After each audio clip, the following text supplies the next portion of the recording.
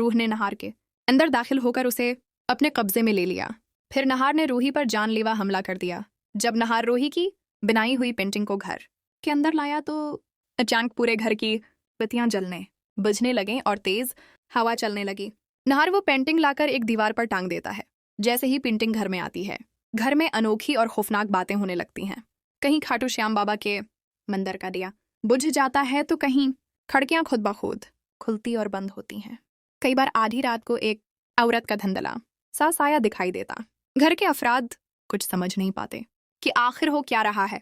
सब सहमी सहमी हालत में रहते हैं, लेकिन कोई खुलकर बोलने की हिम्मत नहीं करता। इधर नहार के रवैये में भी तब्दीली आने लगती है।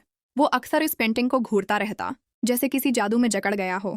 कोई उससे बात करता तो वो बस हाँ या ना में जवाब देता और फिर पेंटिंग में खो जाता। रात के सन्नाटे में वो कभी अचानक उठकर पेंटिंग के सामने खड़ा हो जाता और घंटों उससे बड़बड़ाता रहता। उसकी आंखों में एक अजीब सी चमक आ गई थी, जैसे उसके अंदर कोई और मौजूद हो। कभी उसके चेहरे पर गुस्सा अभर आता तो कभी वो बिलावजह हंसने लगता। रूही को अक्सर ऐसा लगता कि कोई पोशीदा ताकत उसके पीछे पीछे चल रही है।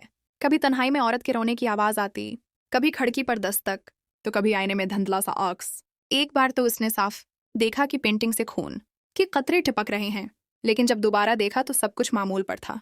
वो कई बार नहार से बात करने की कोशिश करती, लेकिन वो हमेशा टाल देता। नहार को लगता कि रूही बिलावजा डर रही है, जबकि हकीकत ये थी कि वो खुद भी इस बदरूह के असर में आ चुका था। एक रात सब लोग सोए हुए थे तो रूही चुपके से उठी। उसने पेंटिंग को दीवार से उतार कर घर के बाहर कोड़े में फेंक दिया। उसे लगा कि अब सब ठीक हो जाएगा, मगर सुबह जब वो किचन में गई तो देखा कि पेंटिंग फिर उसी दीवार पर लगी है। ये देखकर उसके होश उड़ गए। फौरन नहार के पास जाकर कहा, निहार जी, ये पेंटिंग ठीक नहीं है। मैंने कल रात उसे बाहर फेंक दिया था, मगर ये फिर अपनी जगह लग गई है। नहार हंसकर बोला, रूही, ऐसा कैसे हो सकता है? कोई पेंटिंग उड़कर वापस आ सकती है क्या? जरूर तुमने कोई डरावना ख्वाब देखा होगा। ये कहकर वो दफ्तर चला गया। अब रूही को यकीन हो गया कि घर में कोई उसकी बात नहीं मानेगा। रात को वो अकेली बैठी थी तो उसे साफ महसूस हुआ कि कोई उसके कान के करीब सरगोशी कर रहा है, तुम मुझे कभी नहीं हटा सकती। ये सुनते ही उसका पूरा जिस्म कांप उठा। अगले दिन वो करीबी मंदिर पहुंची। वहां एक तांत्रिक बाबा बैठे थे, जिनकी आंखों में अजीब सा नूर था। रूही ने सारी बात रो रो कर सुनाई। बाबा गहरी चुप में डूब गए। फिर बोले, बेटी, ये आम पेंटिंग नहीं है। इसमें एक औरत की रूह कैद है जो नहार पर काबिज हो चुकी है। अगर उसे फौरन उसके असली ठिकाने पर वापस ना रखा गया तो तुम्हारे पूरे खानदान पर बड़ा आफत टूट पड़ेगी। रूही ने कांपती हुई आवाज में पूछा, बाबा, ये रूह चाहती क्या है?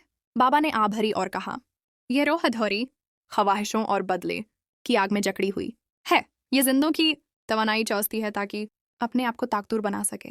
अगर उसे वक्त पर काबू ना किया गया तो यह नहार को पूरी तरह खत्म कर देगी और तुम्हारा घर बर्बाद हो जाएगा।